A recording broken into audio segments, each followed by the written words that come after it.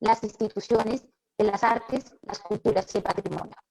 Hoy en este quinto debate Resiliar estamos con Manuela Velázquez.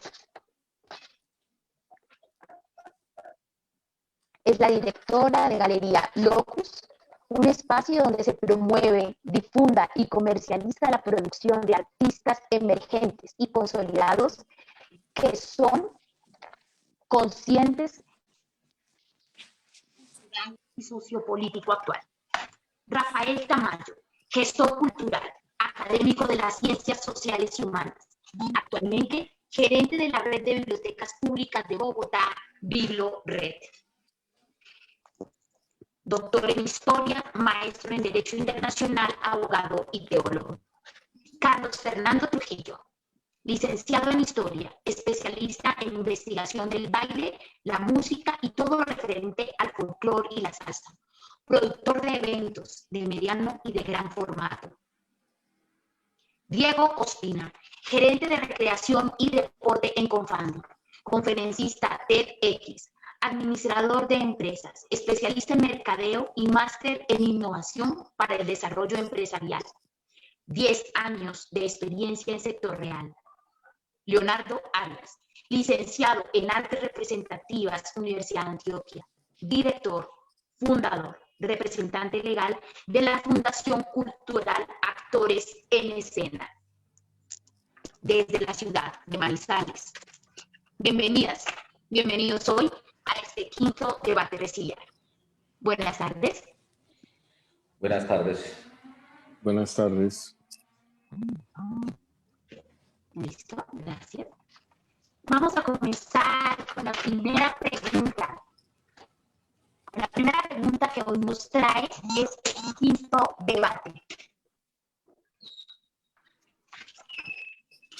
En cuanto a los formatos y la producción artística que las nuevas condiciones de seguridad obligan, ¿cómo estás ajustando los retos de la programación? Tú, desde ese lugar. Comenzaríamos, perdón. La respuesta con Manuela Velázquez, por favor. Hola, muchas gracias por esta invitación. Nosotros desde Locus estamos haciendo varias actividades para volver a esa normalidad que teníamos antes, que viene un poco cambiada, pero también para llegar, digamos, como a estos nuevos públicos que hoy no van a estar yendo a la galería. ¿Qué hicimos primero? Primero que tuvimos que cerrar nuestro espacio, tuvimos que aplazar ese calendario. La agenda de nuestras exposiciones se vio truncada y todos esos contenidos que queríamos traerle a las personas que visitaban la galería quedaron como en pausa. Esperamos que a partir de la próxima semana podamos tener ya de nuevo la galería abierta. La habíamos abierto hace un par de semanas, pero tuvimos que volver a cerrar.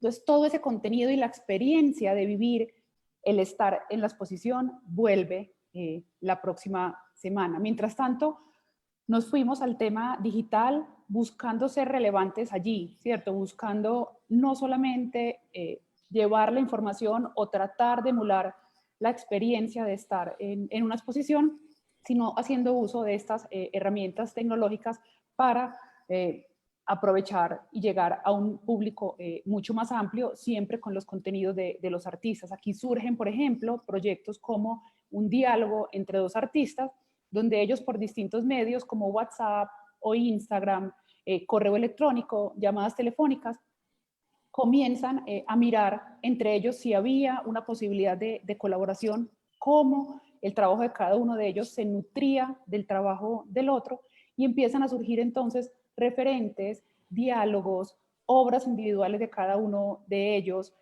y próximas colaboraciones como un producto editorial, como invitación a otros artistas.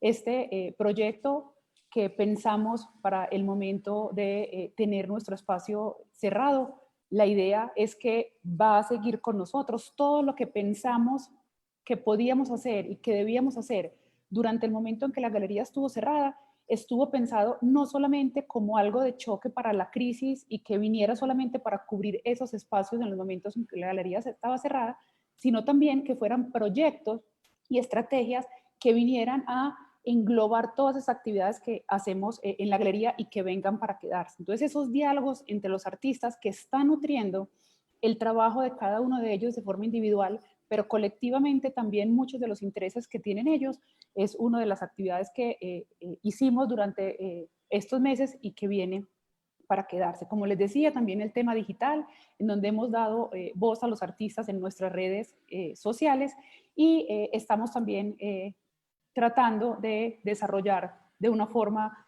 también dinámica exposiciones que puedan ser llevadas al tema virtual.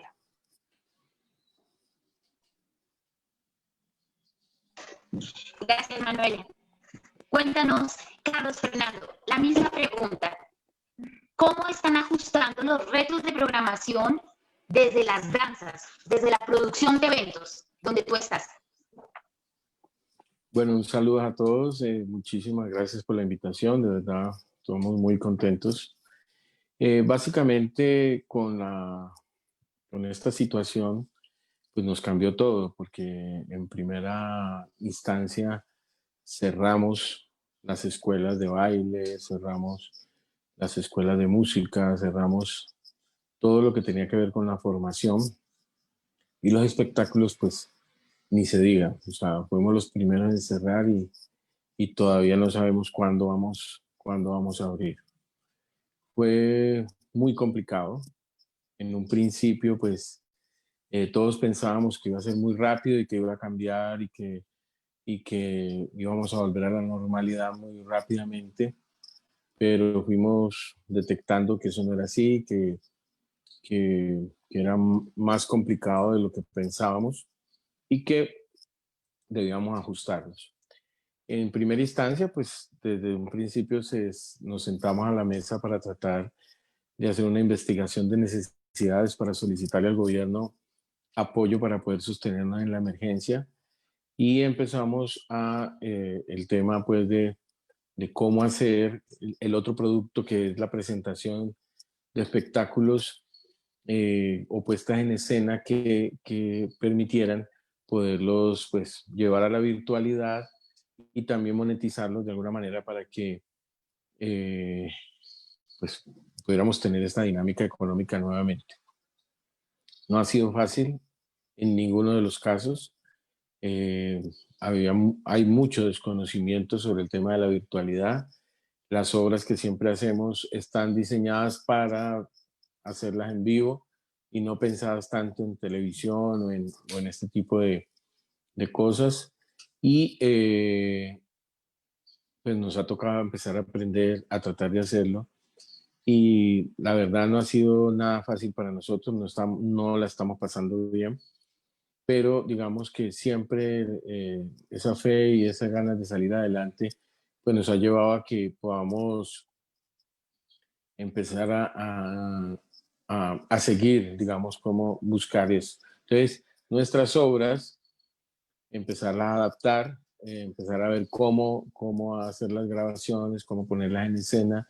Y nuestras clases, se empezó en un principio a dar clases, pero tuvimos todos los inconvenientes, desde los que dan la clase, eh, que no se sienten cómodos cuando no tienen a sus alumnos ahí al lado, los alumnos también a su profesor distante, eh, los tiempos de duración de las clases se tuvieron que reducir porque por cuestiones de derechos de autor, de música y esto, empezaron a cortarnos las transmisiones que hacíamos que hacíamos pues cuando estábamos dando las clases. Entonces todo esto ha sido como un proceso bastante difícil, digámoslo así. Y el otro tema después, el uso de tapabocas, todos los protocolos de bioseguridad, de distanciamiento. En la salsa, pues ustedes saben que se baila cogido y parte del abrazo y una serie de cosas. Entonces pasarlo a que haya un distanciamiento y este tipo de cosas, pues ha sido bastante complicado. pero la fe y las ganas de salir adelante nos tienen todavía luchando y esperando todavía pues que estas ayudas del gobierno pues lleguen algún día.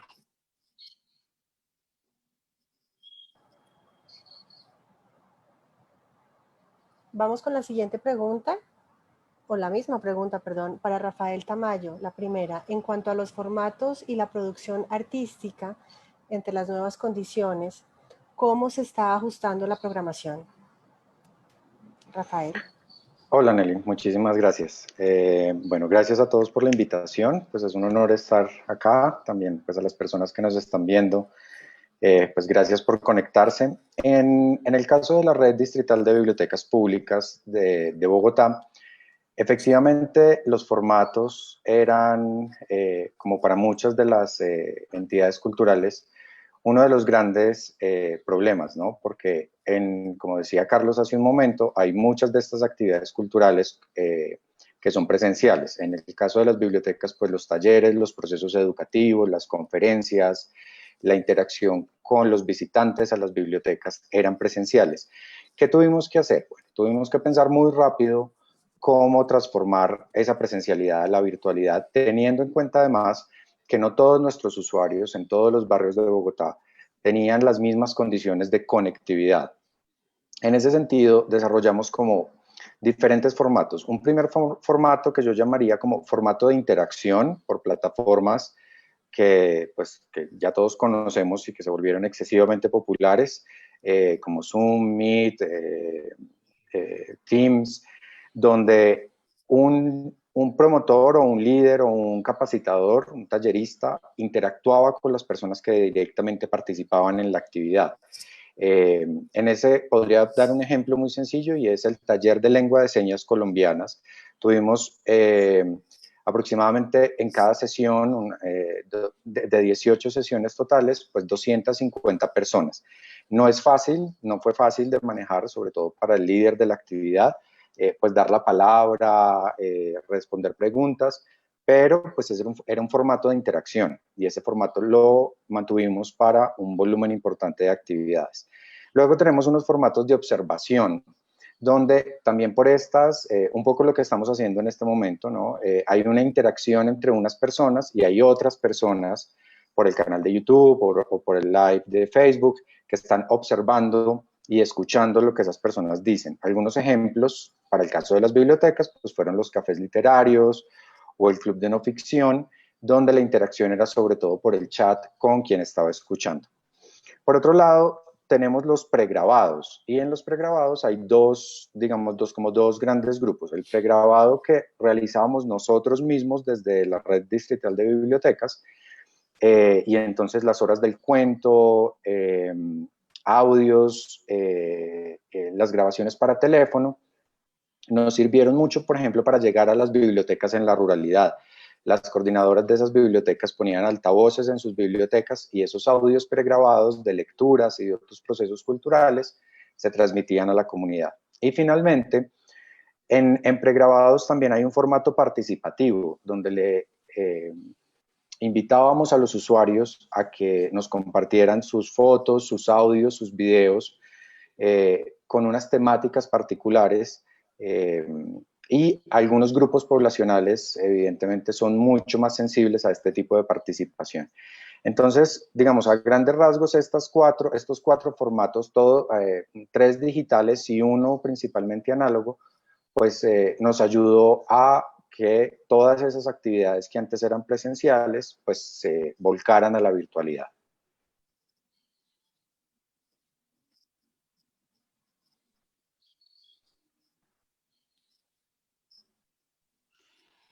Gracias, Rafael.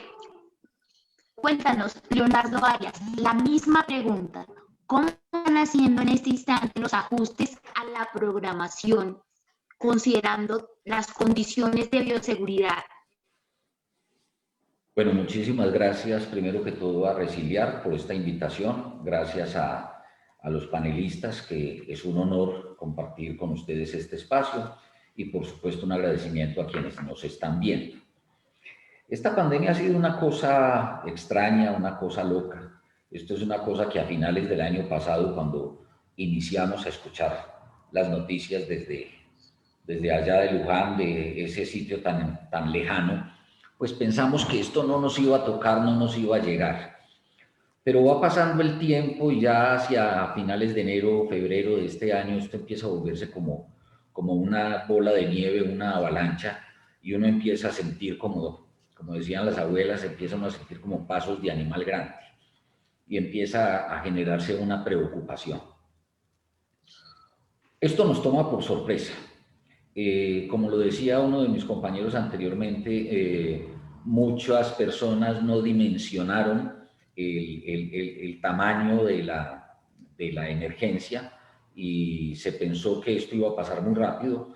Otros fuimos, creo que, menos o más cautos y empezamos a mirar que realmente, de acuerdo a los antecedentes y todo lo que venía sucediendo desde Europa, que venía hacia acá avanzando como esa avalancha, empezamos a decir, esta vaina como que seria y esto no va a ser como tan rápido. Pero igual nos tomó por sorpresa. Cuando la pandemia en Manizales se cerró el 20 de marzo, nacionalmente el cierre fue como el 23, ya el decreto de encerramiento. Y fue tenaz porque se cayeron las giras, hubo que cerrar la sala, la escuela tuvo que cerrar, las escuelas de formación, todo lo que tuviera que tener presencialidad cerraba. Estábamos a 7 días del Día Mundial del Teatro. Teníamos una programación y nuestra primera transmisión vía virtual fue precisamente el 27 de marzo, porque sí o sí había que conmemorar la celebración del Día Mundial del Teatro. El primer obstáculo con el que nos encontramos fue, digamos, con la reacción un tanto negativa de algunos sectores ortodoxos y puritanos del teatro, que empezó una discusión sin sentido de que es que eso no es teatro, cómo se les ocurre hacer esas cosas de manera virtual, pero había algo que entendíamos y era que era estrictamente necesario permanecer vigentes. Uno tiene que adaptarse y acomodarse a las condiciones como van apareciendo. La realidad es que nos cerraron los teatros, nos prohibieron, las condiciones nos llevaron a que no tuviésemos público en nuestras salas, que nuestros estudiantes no pudieran volver. Por lo tanto, iniciamos desde el 27 de marzo y sin falta nuestras transmisiones cada 8 días de nuestros contenidos virtuales, los cuales nos tocó ir construyendo sobre la marcha con una gran fortuna. Es que, digamos, en la estructura de actores en escena, al interior, digamos que está constituida en primera instancia como una empresa familiar. Entonces, el 50-60% de nuestra programación está soportada en el núcleo familiar. Eso nos permitió semana a semana, sin falta, estar subiendo contenidos a la red, con la ventaja de que mi hijo Alejandro es diseñador visual y asumió todo este campo de la virtualidad. De igual manera, hicimos una prueba de clases virtuales con nuestros estudiantes, pero definitivamente no funcionó. Hasta ahora hemos venido sin falta sosteniendo nuestra programación desde la virtualidad, porque es lo que nos toca, pero estamos preparándonos, siguiendo todos los protocolos y muy esperanzados que prontamente podamos abrazar nuevamente a nuestro público y podamos compartir con ellos en vivo, como debe hacerse el teatro, como un arte vivo de un contacto directo. Aquí vamos, y ese, digamos, ha sido el proceso de adaptación. Como dato final, cuando nosotros iniciamos nuestras transmisiones en nuestro canal de YouTube habían 15 personas inscritas. Al día de hoy, 4 o 5 meses después, nuestra suscripción al canal va en 580 y piola de personas, lo cual pues da fe un poco de esa permanencia y de ese seguimiento. Aspiramos llegar a 1000 muy pronto.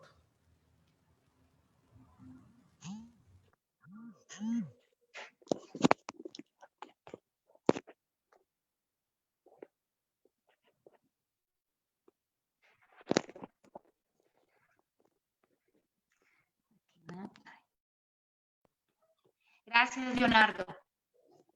Y jugando con la tecnología, por favor, Diego, desde Confando, ¿cómo están pensando o están haciendo las producciones y la programación en estos momentos de pandemia?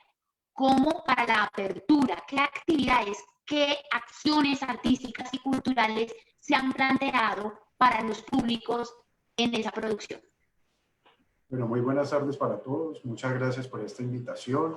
Es un placer para nosotros participar y aportar un poco en esta denominación, en este llamado de que el arte es resiliente. Digamos que de alguna manera nosotros pertenecemos al sistema de compensación familiar, somos una caja de compensación familiar y dentro de ellas pues hay unos servicios sociales. Esos servicios sociales, y para cortar el tema más puntualmente desde el área de recreación y deportes, pues nuestro propósito, fin misional es aportar en el desarrollo de la armonía de nuestros afiliados por medio de nuestros productos y servicios, que en términos de eso, pues terminan siendo centros recreativos, hoteles, bueno, y algunas actividades y programas para grupos etarios. En este sentido, una vez se inició este proceso de la pandemia, hacia marzo 13 aproximadamente, pues nosotros veníamos operando nuestros servicios 100% presencial. No teníamos, digamos, actividades virtuales, eso era negado para nosotros, pues pensar en que eventualmente la gente podía cambiar la metida a la piscina por una sentada frente al computador, eso era impensable. Pero resulta que llegó la pandemia y pareciera que con ella hubiese llegado un chip o una activación de que todo es posible. En ese sentido, pues obviamente desde marzo 13 cerramos toda la infraestructura, todos los equipamientos en términos de centros recreativos y hoteles y nos sentamos a pensar ahora qué vamos a hacer, ¿cierto? Cuando al año nosotros estamos atendiendo más o menos 1,5 millones de personas presencialmente y no teníamos una sola virtual. Decíamos, Dios mío, nos acabamos, hasta aquí llegamos. Pero resulta que un viejo y sabio personaje pues, de nuestra historia había dicho que los momentos más importantes del desarrollo del liderazgo era cuando tenían necesidad, cuando había incertidumbre, cuando había, digamos, de alguna manera, pues, como esa sensación de no saber de dónde va a ir uno a parar. En ese sentido, pues empezamos a explorar y justamente desarrollamos una iniciativa a campo abierto de un autoteatro o autocine con un aliado, pues digamos fílmico, en donde pues en un principio decíamos nosotros no sabemos nada de eso, pero como chasqueando los dedos de un momento a otro, aprendimos a hacer montajes de cine, aprendimos a generar realidades a partir de esta actividad y pues en términos de la bioseguridad y demás, pues dispusimos unas medidas en donde la persona eventualmente y en comparación a la asistencia al cine natural, en donde la persona va, entra al cine, se sienta pues en una sala al lado de otros, ¿cierto? Eventualmente de su familia, de su pareja, lo que sea, disfruta una película. Acá era parquee el carro, mire que no le vaya a dar al otro, entonces cómo hacemos la disposición y entonces cómo hacemos para que esa experiencia sea una experiencia memorable. Empezamos a equipararnos de historias, de casos, digamos, de algunas narrativas que nos permitieron a nosotros en este momento tener una opción, tal vez una de las 3 o 4 opciones hasta antes del 1 de septiembre únicas en la ciudad de Cali y en donde los caleños pues están disfrutando de una opción que había dejado de operar hace más o menos 20 años. Entonces, esto es como un renacer, ha sido como un renacer. Creo que esta situación nos ha obligado a entender y a saber que nosotros podemos ser lo que sea. Pasamos de ser un centro recreativo a ser un cine. Y ahora la mentalidad y nuestra visión está enmarcada en desarrollar todo un tema de experiencia artística en medio de un centro recreativo, porque lo que sí es cierto es que esta realidad no se acaba el 1 de septiembre, diría yo, empezaría una fase más compleja y segundo, tenemos la oportunidad y las capacidades para hacer lo que queramos ser. Entonces, pues esa es nuestra experiencia.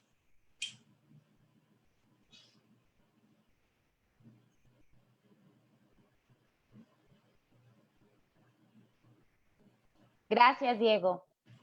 Hemos encontrado que en este momento, desde el bilingüismo, cuando se habla el lenguaje de señas, que ha sido un reto desde las bibliotecas, o cuando se plantean nuevos lenguajes de manera de transmisión con lo audiovisual para los teatros, o cuando se señalan retos para mantener y llegar a los públicos de siempre o los nuevos en el formato digital o como planteaban al final, en formatos de cielo abierto, recuperando prácticas que antes se realizaban en cultura, como lo planteaba Diego. Igualmente, en esa recuperación del diálogo con el acto creador, el artista y sus públicos. Es decir, se ha podido hacer con unas nuevas maneras de conversar con los públicos y de entender esas dinámicas de las capacidades que se tienen. Crecer audiencias en lugares insospechados. Nelly, ¿nos puedes contar de dónde se están conectando? ¿Quiénes están presentes en este momento en el espacio del Facebook?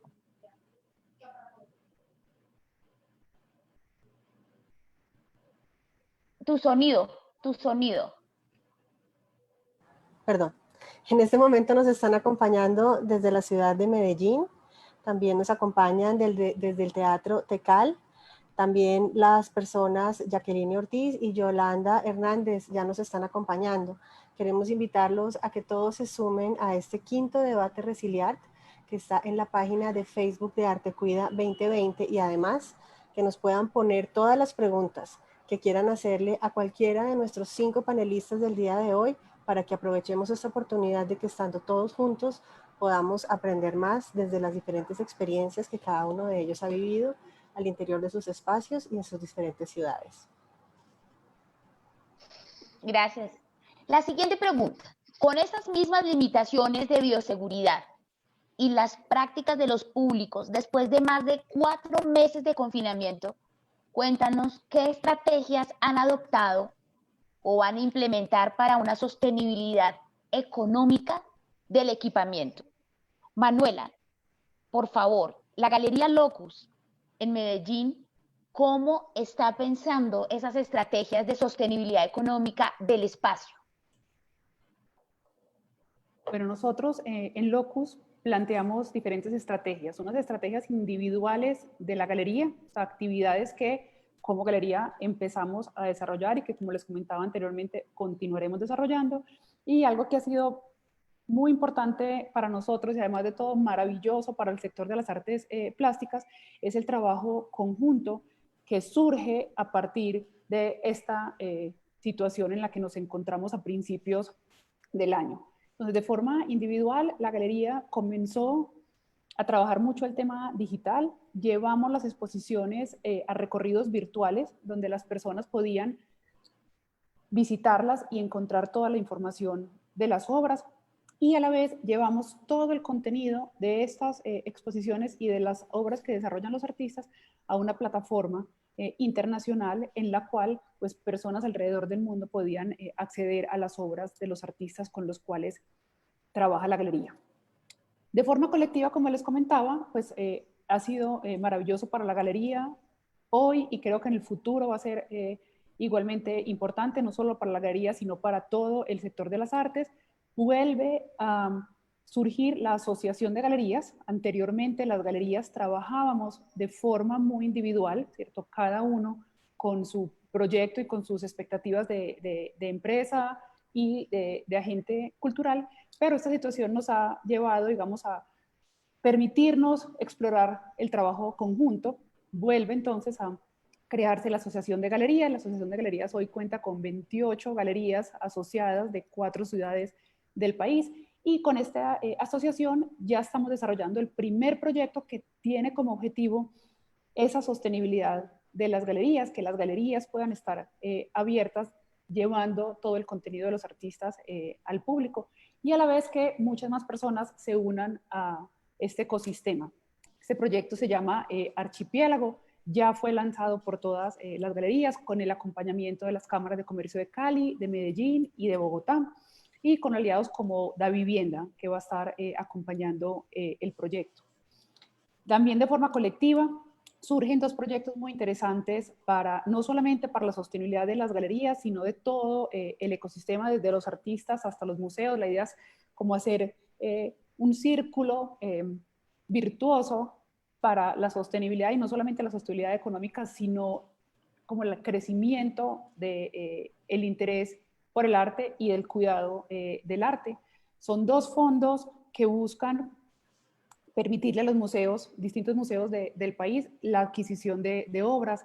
Los museos todos pues están pasando también por momentos difíciles como todos, y han tenido que, digamos, volcar todas sus búsquedas de recursos para la operación y para pues el día a día, y las colecciones necesitan estar nutriéndose permanentemente. Entonces surgen estos dos fondos. Hay un fondo que surge de la alianza de Onda de Mar y Arbo de la Cámara de Comercio de Bogotá con las galerías, que a través de los diseños de sus artistas crean unas tapabocas o mascarillas para ser comercializadas, y las utilidades de este proyecto van a ser entregadas a los museos para que puedan adquirir obras. De esta forma, entonces, los museos pueden continuar creciendo ese acervo, puede continuar, digamos, el patrimonio de todos nosotros creciendo en estos museos.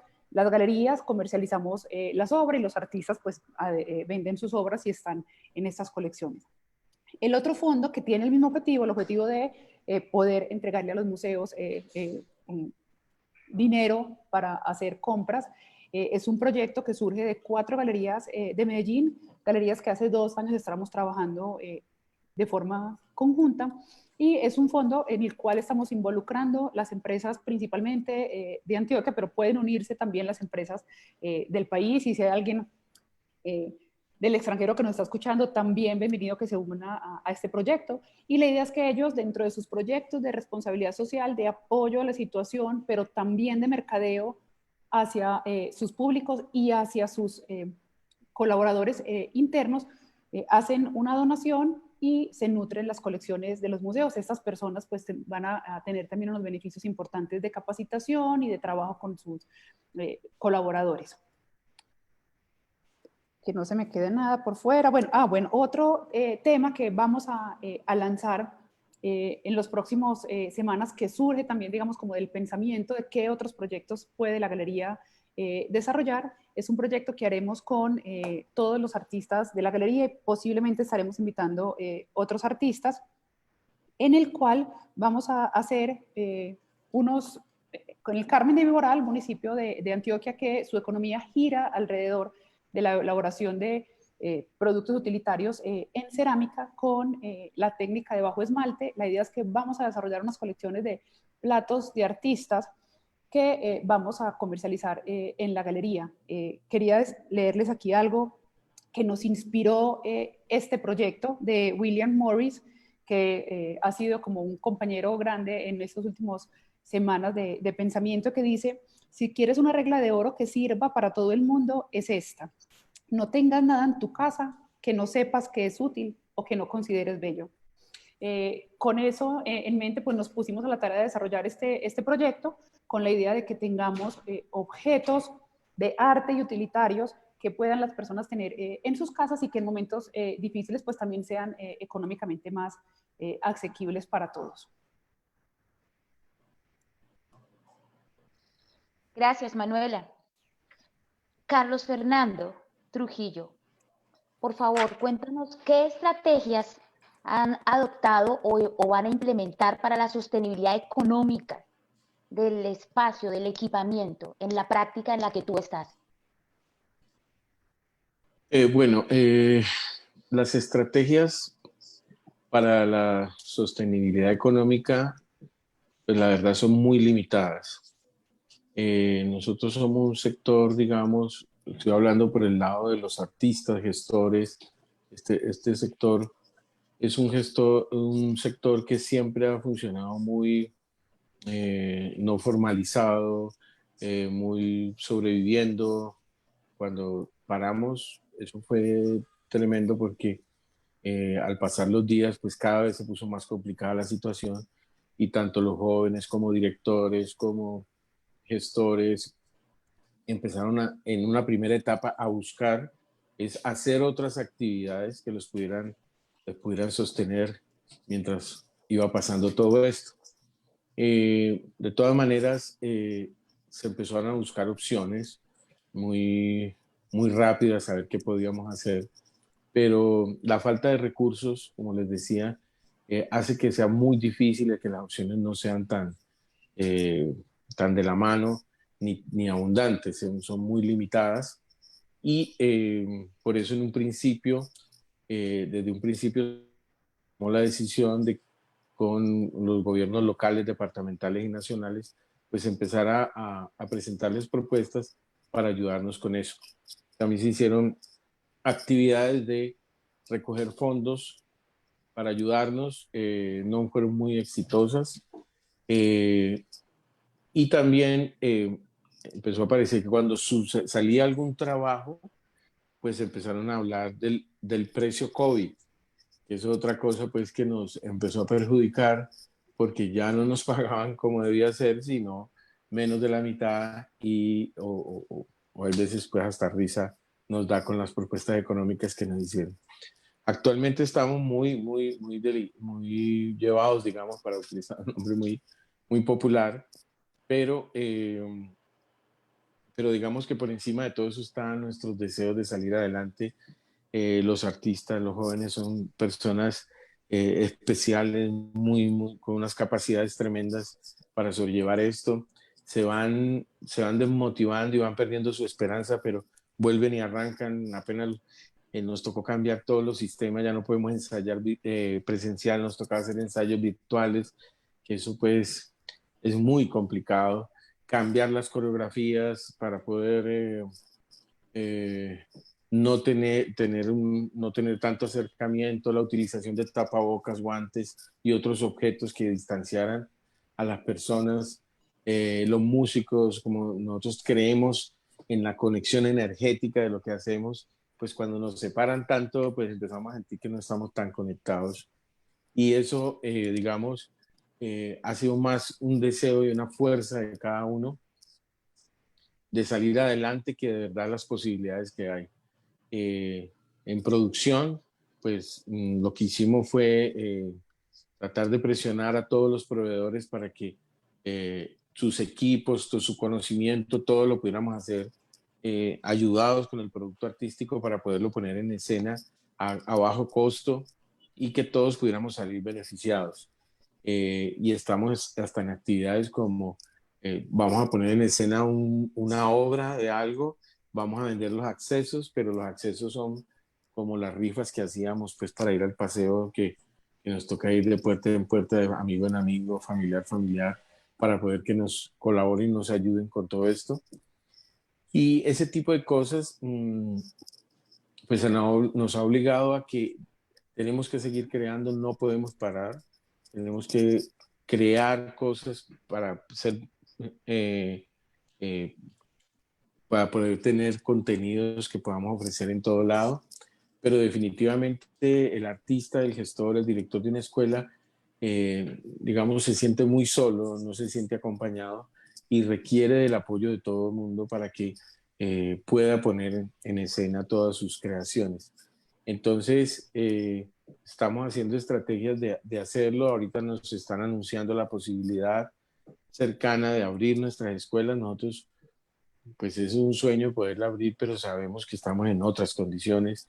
Ya no podemos contar con lo mismo de antes. Nosotros tuvimos problemas con nuestros locales, tuvimos que cerrar locales o hacer arreglos con el propietario para que no nos cobrara tanto, pero en el momento en que se abra económicamente, pues no van a llegar la cantidad de alumnos que teníamos y tampoco van a pagar lo que se pagaba, entonces pues no vamos a tener cómo pagar todas estas cosas. Se han hecho intentos para que las cuestiones de servicios públicos se pueda manejar de otra manera. Bueno, por todos los casos hemos tratado de que se facilite. Entonces, si abrimos las escuelas, si abrimos los sitios donde dictamos clase, pues tenemos un problema que también tenemos que aplicar un dinero para poder tener todos los protocolos de bioseguridad y poder sostenerlo durante unos meses.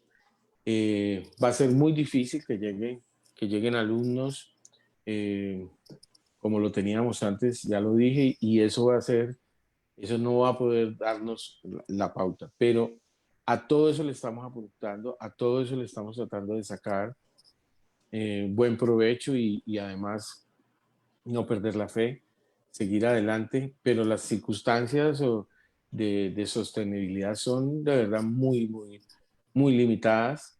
Es un problema serio que estamos teniendo todos, entonces ya los jóvenes que bailaban, ya los jóvenes que cantaban, nos empiezan a proponer mire, yo ya no estoy haciendo la actividad, me tocó ponerme de mensajero, me tocó ponerme... Entonces es muy doloroso porque nosotros llevamos muchísimos años luchando para que los jóvenes tengan otra opción de vida mucho más clara y puedan vivir dignamente de su arte. Entonces les recomiendo a mis compañeros y a todos los que nos están escuchando, que también es una campaña que estamos haciendo de que ayudemos a promocionar nuestros productos locales, apoyar a los artistas que están pasando de verdad por momentos muy delicados y digamos que a eso es que le estamos apuntando, a tratar de hacer estas actividades y pues esperando que nos apoyen para eso. A nivel de producción lo que hacemos es, ya empezamos a hacer unas puestas en escena y bueno, logrando pues que se hagan dignamente y a la altura. En el caso específico de Delirio, pues es un nombre de mucha marca que ya y tiene todo un equipo trabajando para poder cada puesta en escena sacarla adelante. Estamos muy contentos con este proceso, pero digamos que esto es a otro nivel, que no es nada fácil tampoco para Delirio, pero es a otro nivel. Te hablo pues de las escuelas como tal. En Cali somos 5 asociaciones de bailarines de salsa y todas estamos tratando de unirnos para luchar, para sacar adelante y poder encontrar esas posibilidades de sostenibilidad económica que no está tan fácil como les decía. Muchas gracias.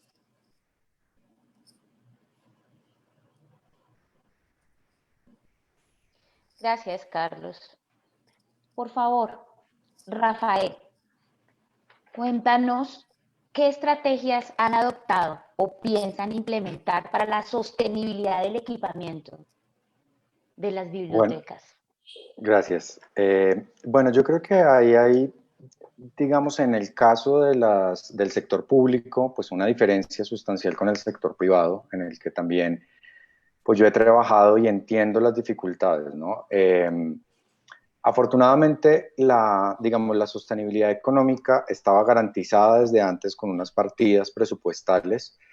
Eso facilita en parte la permanencia de las actividades. Sin embargo, sin duda hay que demostrar que las actividades son pertinentes, es decir, tener los recursos, por un lado está muy bien, pero por otro lado, pues hay órganos de control, seguimiento a todas estas actividades, entonces se supone que precisamente en estas circunstancias la utilización de los recursos tiene que ser todavía más pertinente, tiene que demostrarse de una manera clara cómo esos recursos definitivamente impactan el sector cultural, ¿no? Impactan a las diferentes entidades. Entonces, inicialmente,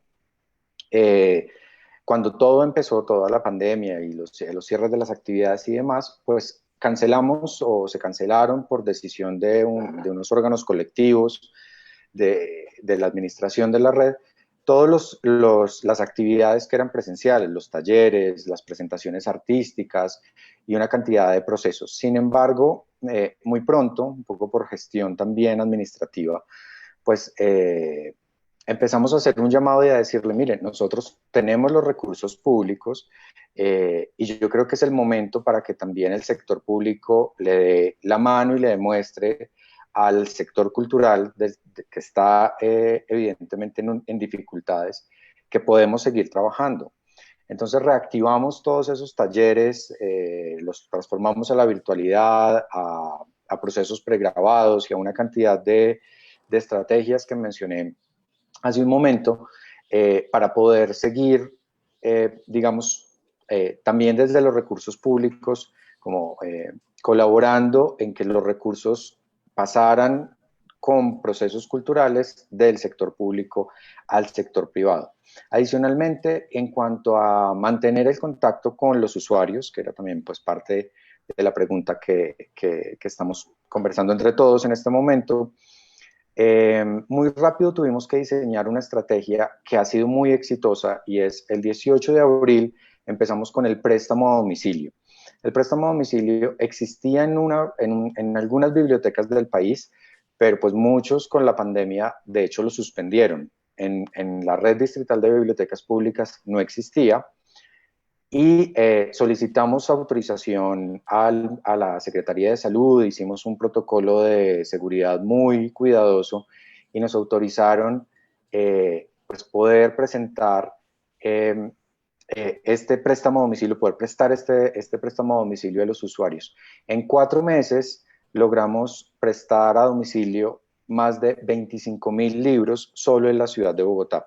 Eso es un muy buen promedio, incluso con las bibliotecas abiertas. Las redes de WhatsApp y llamar directamente a los usuarios para ofrecerles los servicios, un poco como la lógica del telemercadeo cultural, por llamarlo de alguna manera, pues también nos sirvió.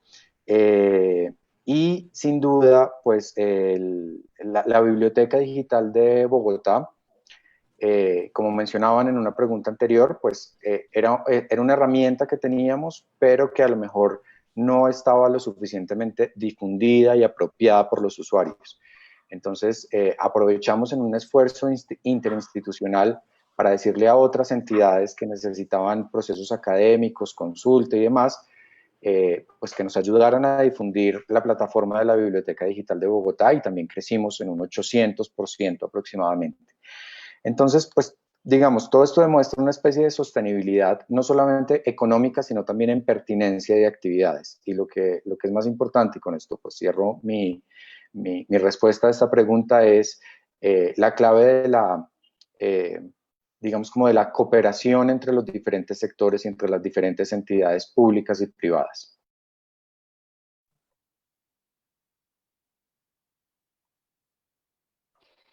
Gracias, Rafael. Leonardo, en una sala de teatro de las artes vivas y representativas, cuéntanos qué estrategias han adoptado o piensan implementar para la sostenibilidad del equipamiento. Muy bien, mi respuesta va en 2 sentidos. Lo primero, nosotros hemos tratado de cumplir a cabalidad las determinaciones o los planteamientos gubernamentales frente al manejo de la pandemia. Entonces, nuestros espacios se están adaptando, nuestros espacios cuentan con señalización, con el distanciamiento, con las medidas de bioseguridad para cuando la gente pueda regresar a nuestros espacios, tenga donde limpiarse sus manos, hacer la temperatura, limpiarse sus pies, fumigarlos, pues como hay que fumigarlos, tener su espacio para que pongan los estudiantes pongan en sus lockers sus elementos. Es decir, estamos cumpliendo con todas esas disposiciones que el gobierno exige, y se ha cumplido inclusive con la elaboración del documento para presentar de manera detallada cuál es el protocolo a seguir. Esa es la primera parte, se está cumpliendo con la señalización. Nos preocupa enormemente la respuesta. ¿Qué va a pasar cuando pueda llegar gente a la sala de teatro y el vecino tosa o estornude? Porque ahí va a haber una paranoia que indudablemente va a permanecer y que la tendremos que ir superando paso a paso. Nuestras estrategias están ejecutadas en la medida de lo que las disposiciones legales y nacionales exigen. Esa es la primera parte. La segunda parte es si hay algo que realmente ha sido resiliente en un país como el nuestro, ha sido la cultura. Porque la cultura permanentemente se ha estado tratando de sobreponer a los problemas, a las dificultades, a las vicisitudes para sostenerse.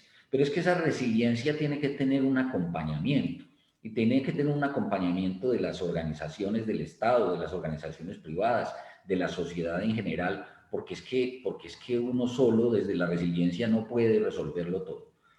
Y no es un secreto que la cultura no es una prioridad en un país como el nuestro, desafortunadamente.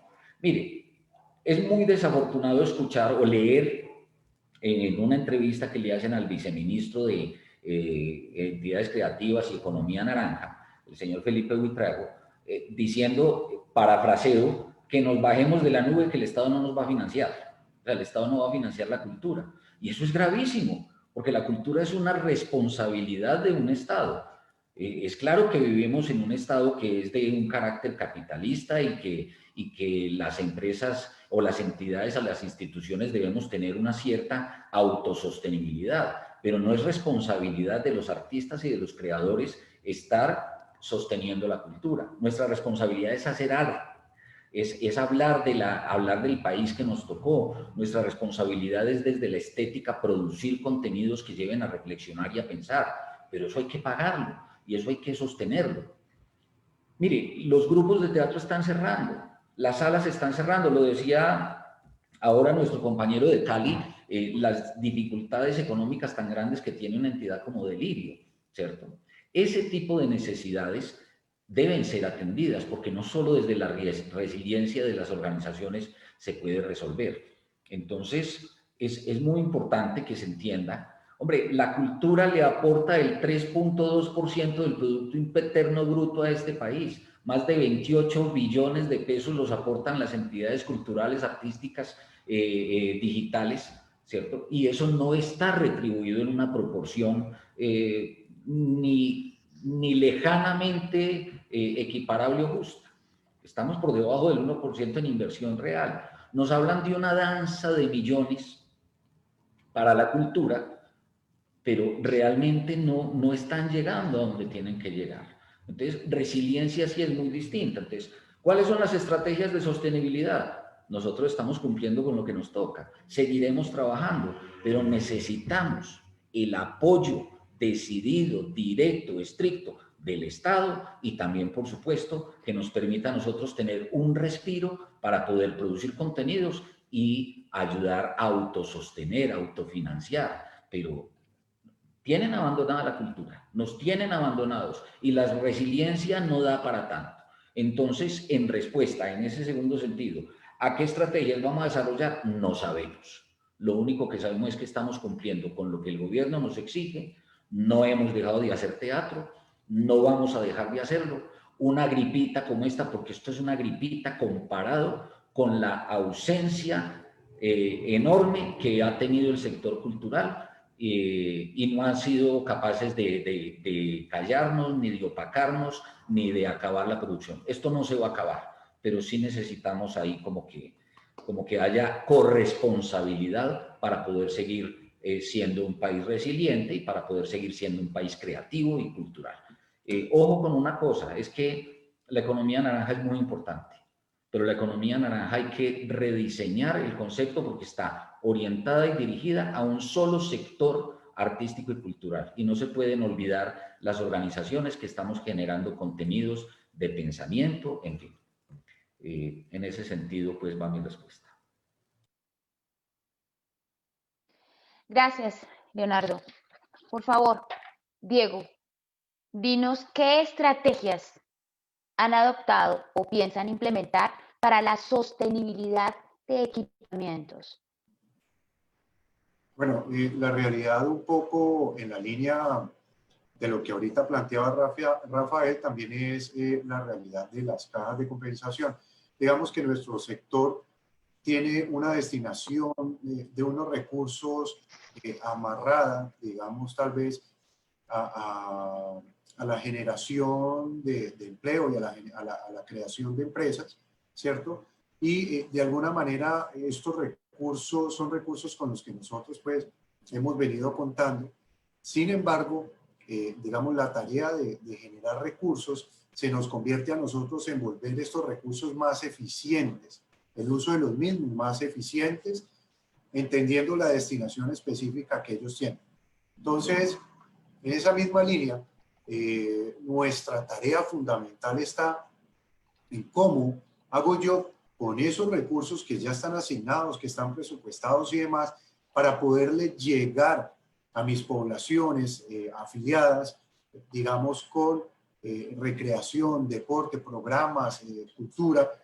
Y en ese sentido, pues hemos hecho una estrategia, obviamente, en dos líneas. Una línea presencial y una línea virtual. La línea presencial, pues apenas empieza a desarrollarse hacia el mes de julio, en donde, digamos, por algunos decretos, se nos dio permiso de empezar a operar algunas actividades en nuestros parques, en nuestros centros recreativos. Y esa operación y esa tarea, digamos, de poder generar espacios en infraestructura biosegura, confiable, digamos, coherente con la nueva realidad, pues se ha vuelto, digamos, 2 o tal vez 3 veces más costosa de lo que era antes por persona. Porque primero, pues viene menos gente, ¿cierto? Y segundo, se incrementan las prácticas para poder garantizar una bioseguridad dentro de los centros, lo que nos hace invertir más en aseo, lo que nos hace invertir más en, digamos, los elementos de protección, lo que nos hace invertir más en señalética, etcétera, etcétera. Entonces, el costo de la operación presencial es muy alto. Y cuando ya lo dividimos por el número de personas, pues esto nos genera un subsidio per cápita más alta en la atención de nuestros usuarios. Pero ahora bien, digamos que en esta situación también se nos genera la alternativa virtual. En la línea virtual, pues básicamente la atención o el subsidio per cápita que nosotros denominamos a esa inversión por persona en nuestros servicios es mucho más baja que lo que cuesta atender presencialmente. Pues de alguna manera generamos pertinencia en los contenidos, así como Rafael ahora lo expresaba, generamos cercanía de los contenidos, generamos y reconocimos también, esta oportunidad nos sirvió para reconocer que el COVID no es la pandemia, el COVID es cualquier, digamos, barrera en la accesibilidad de tomar nuestros servicios. Pues a eso le denominamos COVID y nos dimos cuenta que nosotros tenemos COVID hace mucho tiempo. Y en esa línea, pues lo que nosotros hacemos es generar una sostenibilidad y digamos una equidad entre la línea virtual y la línea presencial en una sumatoria sana, ¿cierto? Y al final en un resultado de un subsidio per cápita sano, porque obviamente el costo presencial es más alto, pero el virtual es mucho más bajo. En esa misma línea hemos generado eficiencia y además pertinencia en los contenidos recreativos y deportivos que estamos emitiendo hoy en día y en los que vamos a emitir de aquí en adelante, porque esta situación no termina el 1 de septiembre. Va a seguir y creo que si dejamos adicional que termine el 1 de septiembre, aunque eso no va a ser así, pero si dejamos que esta situación termine el día o que dejamos que pasen los aprendizajes que retomamos en esta situación, cuando llegue la vacuna, pues habremos perdido una gran posibilidad de generar una nueva realidad con unos aprendizajes muy interesantes.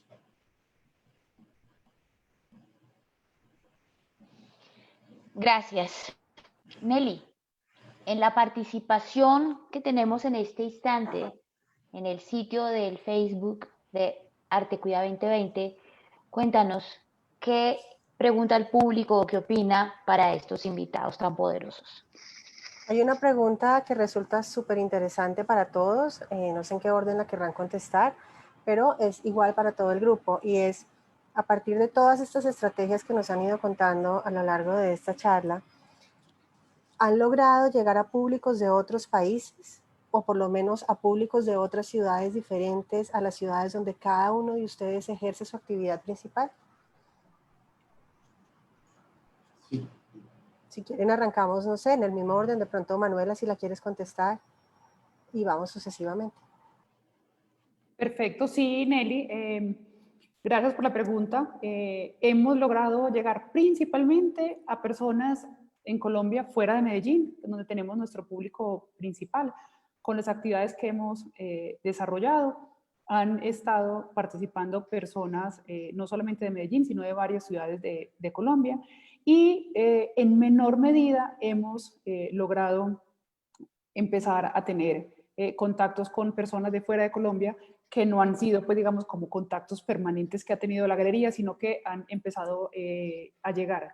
Los tenemos, no muchos a nivel internacional, sí un número importante a nivel nacional. Seguimos con Carlos. Carlos, ¿tú nos podrías responder esta pregunta del público, por favor? Sí, con mucho gusto. Claro, esta es una de las ventajas, digamos, de la virtualidad, que todo lo que hacemos, pues, se puede difundir de una mejor manera y ahora las redes, pues, también ayudan muchísimo a este tipo de cosas.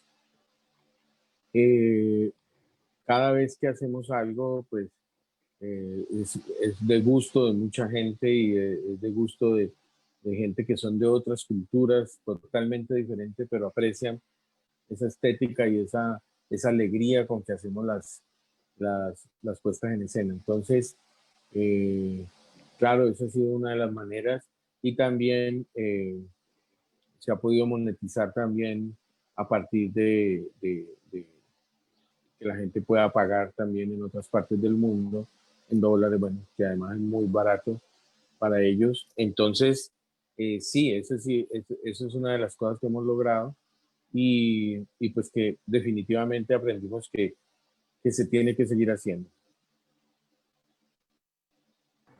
Gracias, Carlos. Rafael, ¿tú qué nos contarías en relación a esta posibilidad de haber llegado a públicos más allá pues de Bogotá? Claro, ustedes están en diferentes partes, pero ¿cómo funciona? Sí, pero realmente, digamos, nuestro público principal es el público en Bogotá. Sin embargo, como Carlos lo acaba de mencionar, la virtualidad da unas posibilidades ampliadas. La verdad es que en el caso, por ejemplo, de la Biblioteca Digital de Bogotá, que tiene más de 2 millones de recursos bibliográficos y que esos recursos, pues se puede acceder a ellos cuando uno está afiliado a la Red Distrital de Bibliotecas de Bogotá, tuvimos que cambiar un campo donde decía cédula de ciudadanía por pasaporte, ¿no? Pues porque teníamos solicitudes de México, solicitudes de personas que hablaban español en el Medio Oriente o en África, lo cual pues ha sido un reto también, porque demuestra que hay interés de contenidos pues, culturales y en particular bibliográficos que la Red Distrital de Bibliotecas Públicas tiene a disposición principalmente de los bogotanos, pues en otros lugares. Y los talleres y procesos de charlas, conferencias, talleres virtuales, debates, discusiones, han servido muchísimo también en los procesos educativos en otras regiones de Colombia. Paralelamente, por ejemplo, todo el proceso de préstamo a domicilio, pues hicimos reuniones con las bibliotecas de Medellín, con algunas bibliotecas universitarias en el sur del país. Entonces, pues la verdad yo creo que, volviendo a algo que mencioné en la pregunta anterior, el asunto de la interinstitucionalidad y de la cooperación mutua entre instituciones culturales, pues nos ha permitido efectivamente llegar a públicos, digamos, no naturales de la Red Distrital de Bibliotecas Públicas de Bogotá. Gracias, Rafael. En el orden que estábamos, estaría siguiendo la respuesta de Leonardo. Sin embargo, voy a permitirme hacer un cambio, porque justamente hay una segunda pregunta que también va encaminada directamente a Leonardo. Entonces, para juntar esas dos respuestas, primero quisiera preguntarle a Diego, en relación a la pregunta anterior, sobre esa posibilidad que desde Cali y desde Confandi han podido tener para llegar a un público de Colombia y de otros países. Gracias, Nelly. Mira, eso nos ha enseñado que no hay negocio pequeño, no hay narrativa pequeña. Digamos que aquí lo que hemos entendido es que hay negocios iguales en todo el mundo y que unos están en lo digital y otros no. Hablando de la posibilidad que nos da este desafío desde lo digital. Claramente en los lanzamientos y en las actividades que hemos puesto en nuestros canales virtuales, pues ha llegado gente hasta de la China. Entonces, digamos que eso nos ha enseñado que en lo digital todo el mundo tiene voz, todo el mundo tiene voto, y lo que hay que tener es una claridad desde el lenguaje, ¿cierto? Una universalidad desde el lenguaje y el poder estar allí. Básicamente es eso, pero con esta situación, pues hemos podido llegar hasta la China, una cosa impensable, pues, pero que hoy en día se está dando. Gracias, ¿no? Gracias. La pregunta para Leonardo, que por supuesto incluye la respuesta pues sobre la posibilidad de haberle llegado a públicos no solamente en Colombia, sino también en el exterior. En relación a tu caso puntual, es cómo ha sido justamente esa relación con el público y en ese contacto dentro y fuera de Colombia.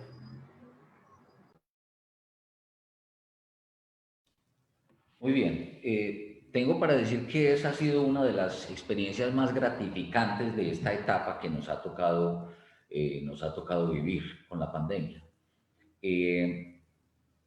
Hemos reportado audiencia de prácticamente toda América, desde Canadá hasta la Argentina, de casi todos los países de América. Hemos tenido la posibilidad de tener, digamos, ahí su presencia. Fundamentalmente amigos, pero esos amigos han ido regando, digamos, la información, han ido regando la información entre sus allegados, y ha sido una experiencia pues muy gratificante. Pero hay otra cosa muy importante a nivel nacional y a nivel local, es que esta virtualidad ha permitido que inclusive nuestros colegas a nivel nacional y local nos podamos ver, cosa que antes no hacíamos porque estamos en otra ciudad, porque estando en la misma ciudad no vamos a los teatros, pero desde la virtualidad hemos tenido la posibilidad de ver nuestros trabajos y acercarnos muchísimo más. Y ha permitido inclusive la virtualidad que ahora nos estamos reuniendo más el sector teatral desde estas plataformas que son tan importantes, y estamos dialogando más y hablando de algo tan fundamental como lo es el arte, lo estamos haciendo a través de estas plataformas. Entonces, por eso digo que es una de las experiencias más gratificantes. Con respecto a la segunda pregunta, pues creo que ahí está también intrínseca la respuesta, y es que estas plataformas han permitido, primero nosotros tenemos un grupo de personas que son, digamos, nuestros espectadores fieles, son las personas que antes de la pandemia venían a nuestra sala y ahora nos están siguiendo de manera permanente. Pero estamos fidelizando un grupo de espectadores que o no viven en el país o viven en otras ciudades, no nos conocían y nos están conociendo desde la virtualidad. Quiero finalizar diciendo, en relación a esa pregunta, que hay una cosa que Actores en Escena tiene clara: la pandemia pasa, las salas se abren, vamos a recibir nuestro público, pero la virtualidad se va a quedar con nosotros.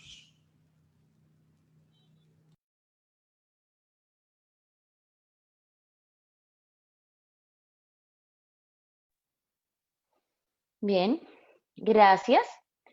Nelly, ¿alguna otra observación del público o pasamos a nuestra siguiente pregunta?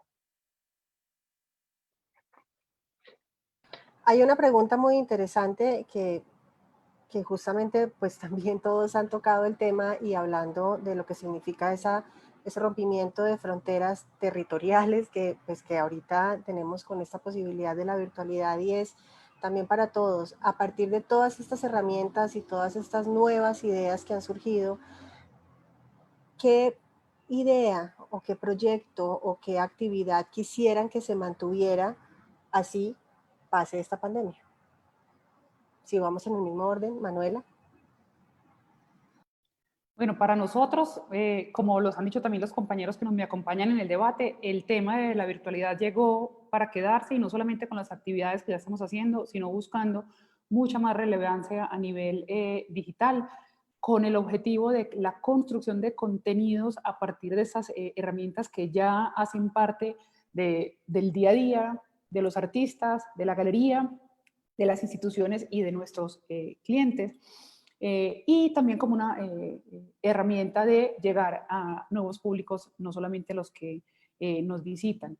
Y una cosa que es fundamental para la galería, llegó también para quedarse el trabajo digamos, el afianzamiento del trabajo colectivo, el trabajo colectivo entre la galería y los artistas, el trabajo colectivo de la galería con instituciones, el trabajo colectivo de la galería con colegas, el trabajo colectivo de la galería con el público, que hemos empezado ya muchos diálogos y que van a continuar fortaleciéndose. Carlos, ¿qué de todo esto que ha sucedido llega para quedarse? Bueno, ya hemos dicho que la virtualidad llegó y debemos afrontarlo. Pues un paréntesis ahí, hay que solicitar más formación alrededor de este tema, porque muy fácil nos dijeron, pásense a la virtualidad, pero eso no es así nomás. Eso requiere todo un proceso de conocimiento que no se está dando de ninguna parte, sino que nos ha tocado solitos empezar a acercarnos a todo esto. Pero yo sí estoy muy contento en el sentido de que lo que le comentaba Leonardo, creo ahora, es que nos hemos vuelto a ver, a encontrar gente que no nos veíamos, debatiendo temas que nunca hablábamos, uniendo géneros que se supone no son tan cercanos y ha seguido pasando que todos nos unimos como equipo, que todos estamos buscando las mismas cosas y que nos falta esto. Entonces, así nos ha tocado trabajar el triple, el cuádruple, pero me tiene contento que pudiéramos de que esto se mantuviera, que los equipos se unieran, que todos creáramos juntos, que fuéramos una sola fuerza, que no nos separáramos ni lucháramos solos, sino que unidos en nuestro proceso de creación y sacarlo adelante, pues hemos encontrado muchísimos amigos, muchas personas más cercanas de lo que creíamos. Entonces, rico que esto se mantenga. Un distanciamiento que acerca. En ese sentido, Exacto. Rafael, ¿qué de lo que te has visto obligado a hacer quieres que se mantenga? Bueno, yo creo que hay, digamos, como varios temas. El primero es, no teníamos el préstamo a domicilio. De hecho, ayer precisamente la gente también puede devolver los libros, solicitar la devolución a domicilio. Y la gente está empezando a devolver sus libros a domicilio, un poco como en un paquete que trae dulces o regalos para el personal de la biblioteca. Él les hizo llegar sus libros hasta la casa, y que se desplazó por las ciudades que estaban cerradas, en el caso de Bogotá, por ejemplo.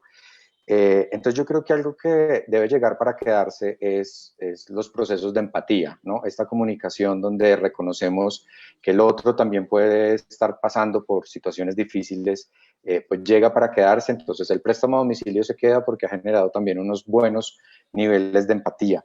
También llega para quedarse hablar de salud mental en los procesos culturales.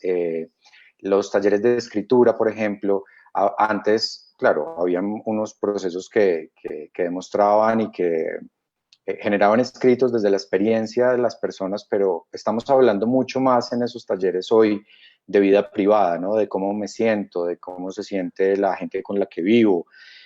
Yo creo que eso definitivamente tiene que quedar está ahí para quedarse. Y este sentido comunitario donde en las bibliotecas se entregaron algunos mercados a las comunidades cercanas, en las bibliotecas distribuían insumos de bioseguridad, ¿sí? Situaciones que no eran normales definitivamente, o que no se esperaban, porque pues la biblioteca no es un centro de salud, pero que demostró que la biblioteca podía ser un espacio de creación de comunidad. Eso sí ya lo era, pero de otra manera, ¿no? Entonces un lugar, los lugares culturales como comunitarios desde muchos otros enfoques a los que teníamos antes, creo que es algo que se debe quedar. Sin duda para todos es una pregunta compleja, pero especialmente Leonardo, en el caso del teatro, ¿qué de estas acciones podría quedarse? Sí, se va a quedar el viernes de teatro. Nosotros tradicionalmente hacemos jueves de teatro presencial. Con la pandemia estamos haciendo el viernes de teatro. Una vez se abran puertas tendremos el jueves de teatro en nuestra sala y el viernes de teatro retransmitiremos la obra por vías virtuales. Eso vino para quedarse. Actores en Escena ha realizado 5 versiones de una temporada nacional de teatro que se llama La Traviesa. En la cultura cafetera, la traviesa, ustedes saben, es una cosecha intermedia de café. Nuestra traviesa es una cosecha intermedia de teatro. Hoy, y no puedo dejar de anunciarlo, hoy precisamente estamos inaugurando la primera traviesa virtual, la primera temporada virtual de teatro La Traviesa. Hoy a las 8 de la noche en nuestro canal de YouTube, ustedes se podrán conectar, Actores en Escena, y hoy damos inicio, que va a ir hasta el 1 de octubre de este año. Vamos a presentar un grupo nacional y unos grupos locales. La Traviesa vino para quedarse. La idea es que la traviesa se siga haciendo de manera virtual cada año y también tratar de hacerla presencial. Y vino para quedarse una cosa muy importante, el diálogo permanente con nuestros colegas, el diálogo permanente sobre el hecho fundamental e importante, hablar del oficio, hablar del arte. No hablar ni de las estadísticas, ni de los presupuestos, ni de las políticas, sino hablar del arte como un hecho creativo que genera conciencia, que genera país y que genera contenido. Eso creo yo que es una de las cosas que tendremos que impulsar y aprovecharnos también, como lo decía Carlos, capacitarnos en estas cosas tecnológicas para que esos diálogos fluyan de manera eficiente, clara, contundente y ayuden al desarrollo. Gracias, Leonardo. Y por último, la pregunta va para Diego. ¿Qué de estas actividades que tocó inventarse en medio de esta situación resulta fundamental para que se mantenga aun cuando pase? Bueno, yo creo que una de las cosas más importantes que tal vez parecían locas pensar desarrollarse cuando aún no teníamos la pandemia era el tema del teletrabajo, ¿no? Particularmente en nuestra organización, inicialmente hace desde 1 o 2 años se viene fomentando esta buena práctica y al principio pues eso era imposible, o sea, particularmente yo desde el área que me toca, digamos, veíamos como, bueno, ¿y quién se va a ir a trabajar a la casa y cómo se podría hacer? Eso sería tenaz. Hoy en día creo que el mayor porcentaje de los funcionarios de nuestra organización están en sus casas desarrollando el trabajo.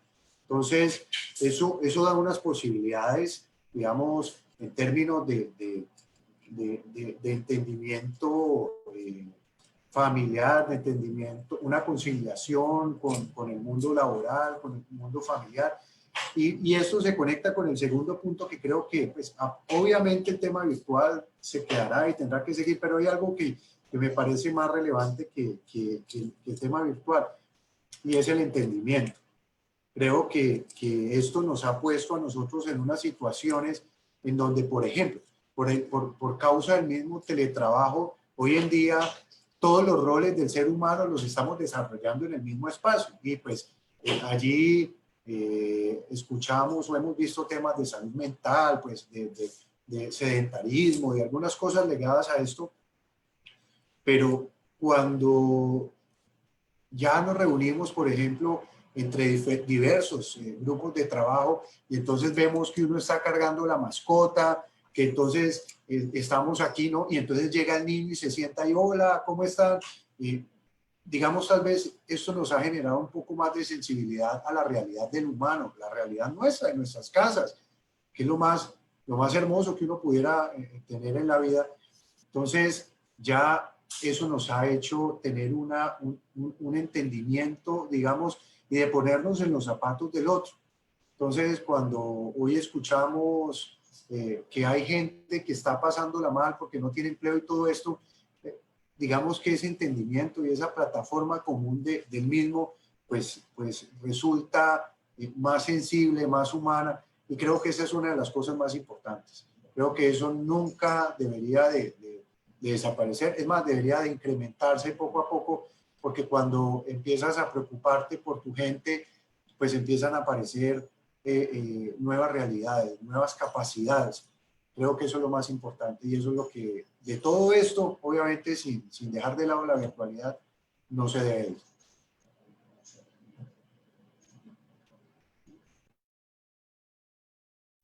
Gracias. Vamos a nuestra tercera e importante pregunta. Por favor, ¿qué desafíos particulares enfrentan las mujeres artistas, creadoras y gestoras profesionales de la cultura durante esta pandemia? Manuela, cuéntanos, ¿qué has identificado? ¿Cuáles son esos desafíos? Bueno, yo creo que el desafío principal es lograr el trabajo en equipo con las personas con las cuales vivimos para las actividades del hogar y para las actividades ya sean de los hijos, en el caso mío, que tengo 2, o de las personas que viven con hermanos pequeños, o las personas que viven con sus padres, que por lo general han sido actividades que estaban compartidas con los colegios o con los trabajos porque las personas se iban, ahorita estamos todos en la casa, y que habían sido por lo general, digamos, de la mujer. Y en este momento donde estamos todos en la casa con esas labores adicionales, como digo, en el caso mío, por ejemplo, el colegio en casa, el reto principal es lograr ese trabajo en equipo con las demás personas que están con nosotros para que ese día a día nuevo pueda, digamos, como no robar solamente el tiempo. La palabra robar no es exacta porque ha sido también maravilloso poder estar compartiendo con los niños en una labor donde uno nunca ha estado. Es también una cosa maravillosa de conocer otro lado de nuestros familiares, pero sí que no sea, digamos, esa carga solamente para la mujer, porque también trabajamos y también tenemos nuestros propios hobbies o intereses o necesidades de tiempo. Entonces, creo que el mayor reto, que además es maravilloso porque ha acercado tanto a la mujer como al hombre a esas, digamos, como actividades compartidas del hogar, del cuidado de los hijos o del cuidado de los padres en el caso de las personas que viven con mayores. Gracias, Manuela. Cuéntanos, Carlos Fernando, ¿qué desafíos particulares has identificado enfrentan las mujeres artistas, creadoras, gestoras, profesionales de la cultura en tiempos de COVID? Bueno, para nosotros la mujer es una columna que nos sostiene a todos. La verdad, en estos procesos artísticos y culturales, la mujer siempre nos ha dado ejemplo de entusiasmo, de disciplina, de organización, de empuje, que en todos los colectivos artísticos que tenemos siempre nos están, digamos, generando toda esa fuerza de empuje para salir adelante. Entonces, imagínate empezando por Cali, que la sentimos que es una mujer, entonces el concepto de madre, el concepto de mujer, de belleza, de origen, de espiritualidad, siempre van relacionadas en todos los colectivos. Para nosotros es muy importante. El reto, poco lo mencionaba Manuela, es que estas características, digamos, tradicionales o un poco machistas de nuestra sociedad, pues hacen que su trabajo se duplique y se triplique para poder responder con todas sus cosas. Pero siempre nos han dado ese ejemplo de que son capaces de hacerlo y son capaces de sacarlo adelante. Entonces, para nosotros, sin mujer, pues sería imposible hacer nuestra actividad. Entonces, su desafío es seguir, digamos, impulsando todo esto, seguir trabajando adelante, no dejarse apabullar por todos estos inconvenientes, y es seguir mostrando esa gran fuerza interior que tienen. Entonces, para ellas siempre mis respetos y me quito el sombrero. Gracias, Carlos Fernando. Rafael, cuéntanos, ¿qué desafíos particulares has identificado enfrentan las mujeres artistas, creadoras, gestoras y profesionales de la cultura durante esta pandemia? Pues mira, Joana, en la Red Distrital de Bibliotecas Públicas de Bogotá somos algo más de 500 personas, y de ese grupo de trabajo el 60% son mujeres, el otro 40% son hombres. En todo este proceso tenemos evidentemente mujeres en todos los niveles, ¿no? En los niveles directivos, hay directoras de biblioteca, auxiliares, talleristas, promotoras de lectura. y demás. Algo que yo he identificado, aparte de lo que ya mencionaron Manuela y Carlos, el asunto de la responsabilidad de los hijos, de los padres, del cuidado del hogar, en el caso de las jóvenes, por ejemplo, pues ha sido un reto también mantener procesos académicos que llevan en curso y al mismo tiempo seguir trabajando desde casa, ¿no? Porque a veces los espacios, como Diego también lo mencionaba hace un momento, estaban mucho más diferenciados. En este momento no tanto, entonces, pues claro, estar pendiente del correo electrónico y de asuntos laborales y al mismo tiempo de trabajos de la universidad y demás han sido difíciles. Pero algo tal vez más importante que esto es que muchas de las mujeres que están por lo menos en mi grupo de trabajo más cercano me han contado que sus papás, sus hermanos, sus esposos se han quedado sin trabajo y que son ellas las que están trabajando, entonces las que están aportando también financieramente al hogar. Entonces yo creo que esto, en el caso de las mujeres, tal vez sin que uno pueda generalizar, pero yo creo que en un volumen importante y llegará el momento de hacerle a esto estudios un poco más estadísticos, sí están teniendo pues una especie de trabajo a tres jornadas, ¿no? Por un lado, pues trabajar para mantener el hogar, apoyar el grupo familiar y encima también procesos académicos o de otra índole, pues no deja de ser un reto y una presión muchísimo más grande, creo yo, para las mujeres que para los hombres. Eso es lo que yo he identificado. Sin embargo, también, como lo mencionaba Carlos hace un momento, pues quienes generan empatía y buena comunicación en gran parte de los procesos que hacemos con nuestros usuarios son precisamente ese grupo femenino de las bibliotecas.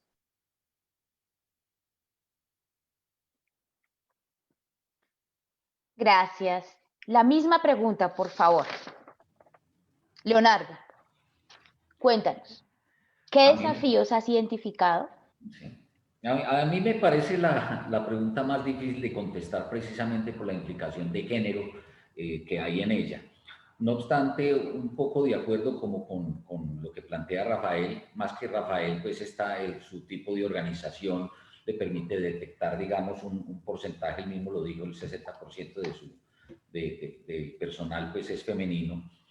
Yo estaría de acuerdo como en ese sentido. Yo creo que la mujer en el hogar indudablemente sigue desempeñando un papel significativo. Es mamá, es esposa y ahora es una mujer trabajadora. Entonces pensaría que uno de los mayores retos está enfrentarse precisamente a esos diferentes roles y sacarlos adelante.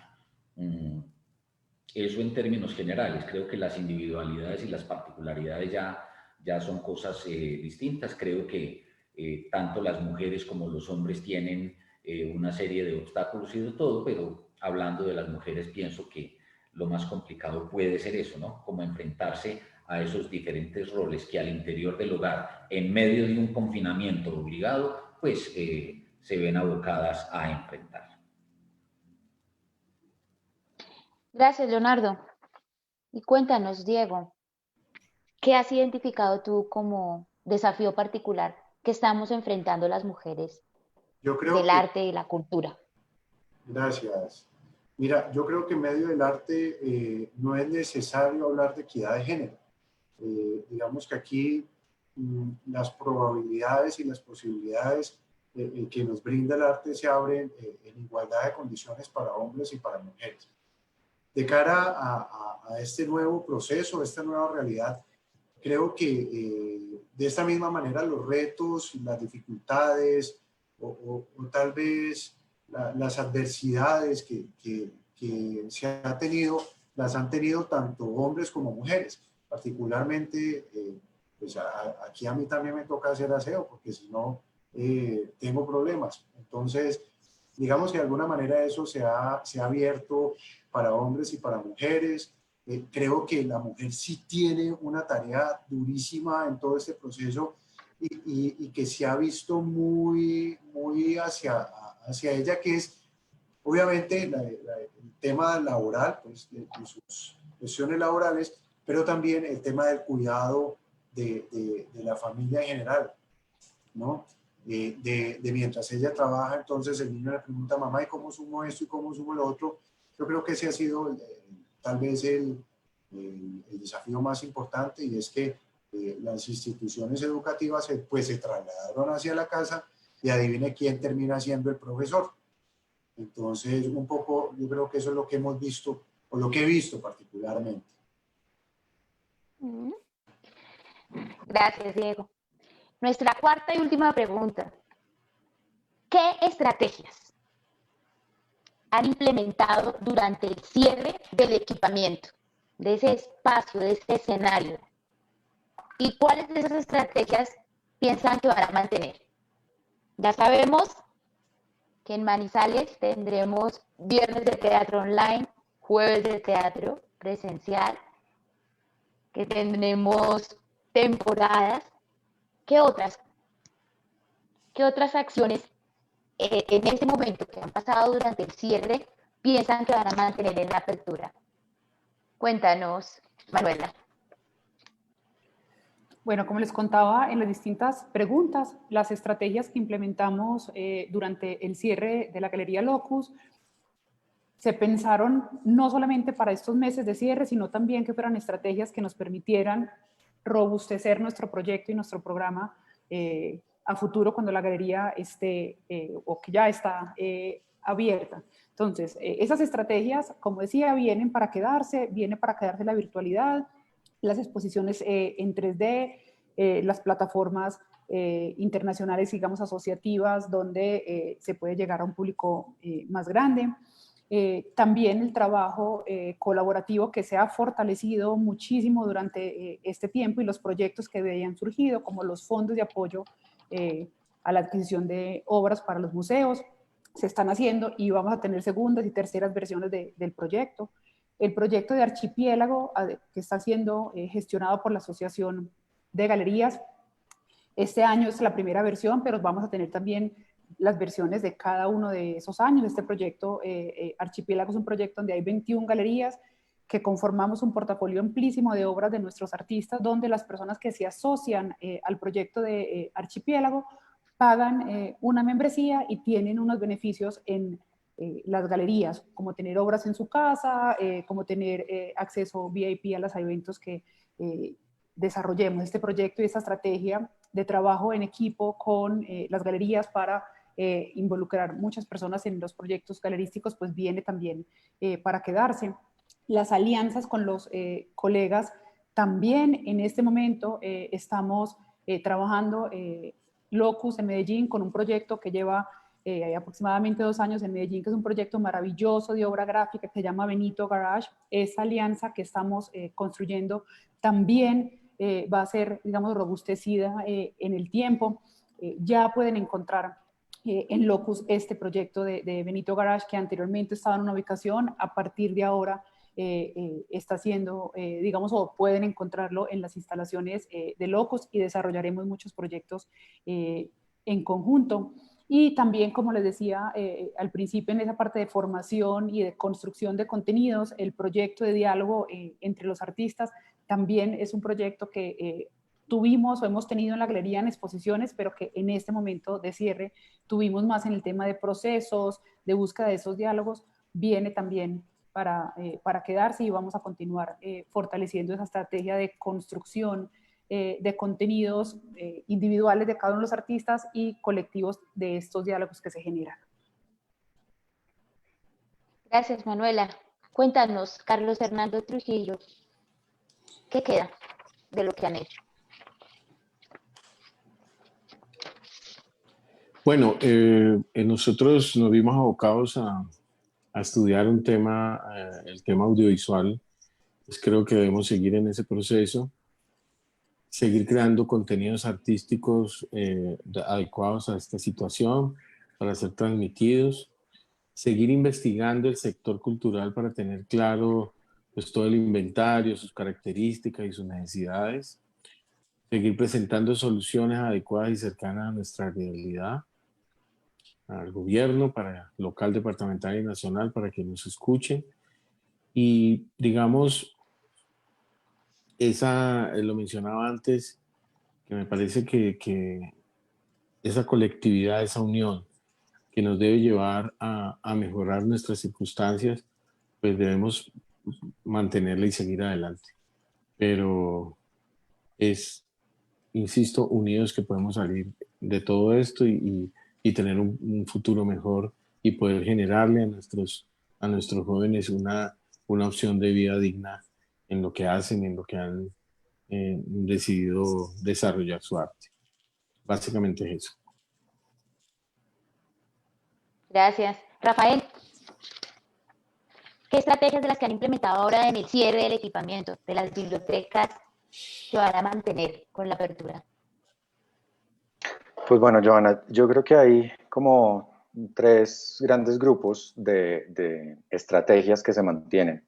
Una primera estrategia que se mantiene es definitivamente como decía Manuela, pues digamos, este interés en hacer alianzas, ¿no? En unirnos como entidades culturales o sí, cada vez más de diferente naturaleza o de alianzas que no parecían tan naturales antes de la pandemia. Creo que es un camino que queda y que debemos seguir explorando como estrategia de procesos culturales pertinentes y que también multiplican como en una especie de economía de escala pues los esfuerzos que hacemos, ¿no?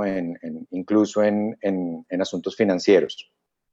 Una segunda estrategia que queda es llegar hasta la casa de los usuarios, de alguna manera. En nuestro caso, pues es el préstamo a domicilio y las actividades virtuales que, como decía también Diego hace un momento, pues entraron con las cámaras hasta la casa de la gente y participaron. Yo creo que eso debe continuar, evidentemente en la medida en que la gente quiera que eso suceda. Y una tercera estrategia es pues seguirnos capacitando en procesos virtuales y digitales. Yo creo que ahí también todo esto demostró que si bien antes teníamos exposiciones en 3D, recorridos por los espacios culturales, catálogos digitales y demás, pues hay muchas otras oportunidades que no habíamos explorado y que definitivamente tenemos que seguir explorando. Y creo que eso también debe permanecer para complementarse con pues, esta nueva fase que va a empezar.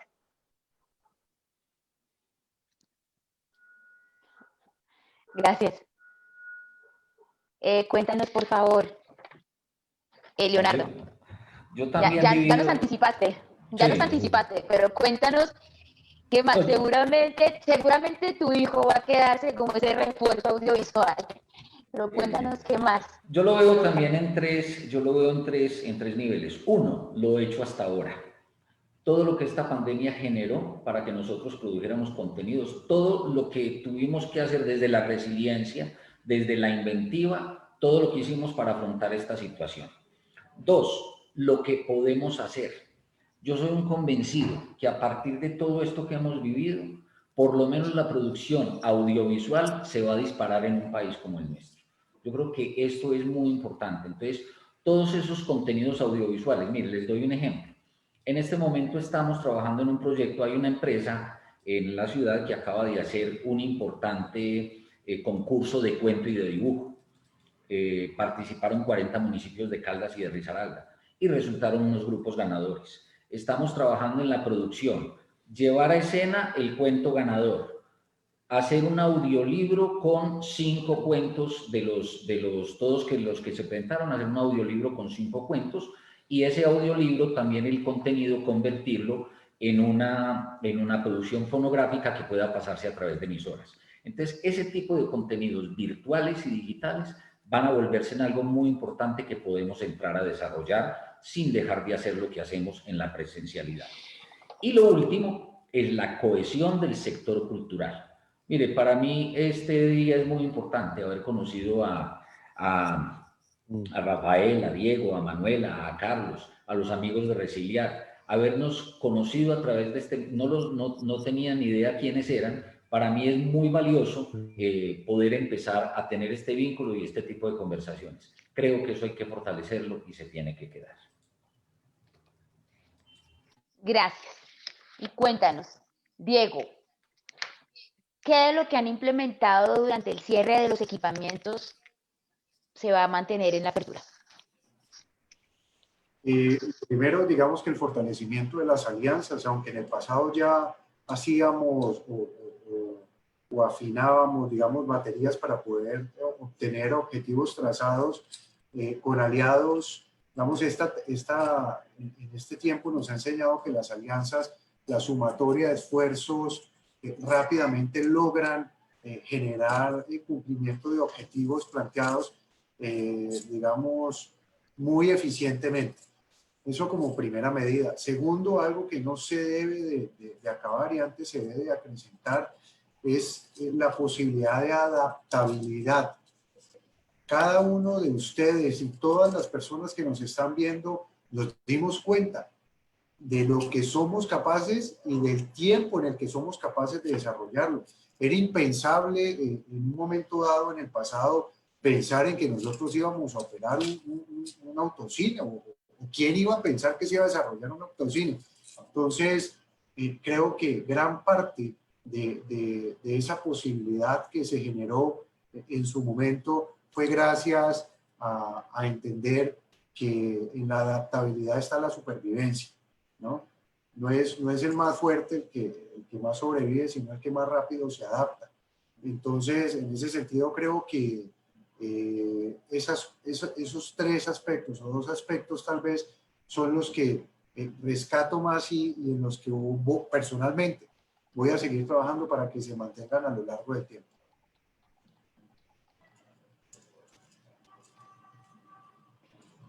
Gracias. Nelly, cuéntanos entre los participantes, en las preguntas y opiniones que están en el Facebook Live, ¿hay algo para este espacio en el que hemos crecido tantos?